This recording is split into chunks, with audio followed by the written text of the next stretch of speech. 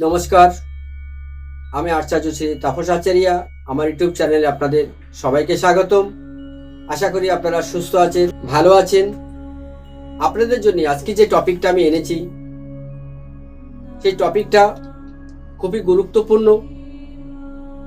আমরা 84 লক্ষী যোনি ভ্রমণের ভিতরে কেন আমাদের কুকুর জন্ম হয়, সেটা আমি ভাগবত পুরাণ, শিব পুরাণ, আমি এগুলো ঘেটেছি, আমি দেখেছি।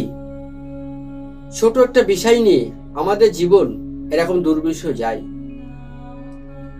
যে ভক্তরা কীর্তন শুনতে যান, ভাগবত পাঠ শুনতে যান বা কোনো অনুষ্ঠানে যান, যে যারা অন্যের জুতো চুরি করে বাড়ি আসে, অন্যের টাকা নষ্ট করে দেয়, অহেতুক যারা ঝামেলা পাকায়, অন্যের কাছ থেকে টাকা নেবার পরে যারা ফেরত দেয় না, তাদের কিন্তু মনুষ্য জন্ম আর আসে না, তাদের কুকুর জন্ম হতে হয়।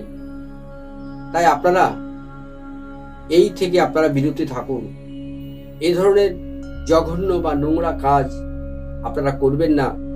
কোনো ধর্মস্থানে যেই আপনারা জুতো চুরি বা কারোর কাছ থেকে টাকা নিয়ে বা খাবার খেয়ে পয়সা দেবেন না। এই ধরনের অসৎ কাজ আপনারা কখনোই করবেন না। করলে কিন্তু আপনাদের জীবনে এই পরিণতি হবে। কুকুর হয়ে তার বাড়িতে যেয়ে আপনাকে পাহারা দিয়ে সেই ঋণ আপনাকে শোধ করে আসতে হবে। এটা আমরা স্পন্দন পুরাণে দেখেছি, ভাগবতেও দেখেছি, ভাগবত গীতাতেও আমরা এগুলো দেখেছি। তার থেকে আপনাদের এই কথাটা বললাম। আপনারা যদি পারেন এর থেকে একটু বিরত থাকুন। আশা করি আপনারা ভালো থাকতে পারবেন, সুস্থ থাকতে পারবেন। নমস্কার, আজকে এই পর্যন্ত। ভালো থাকুন।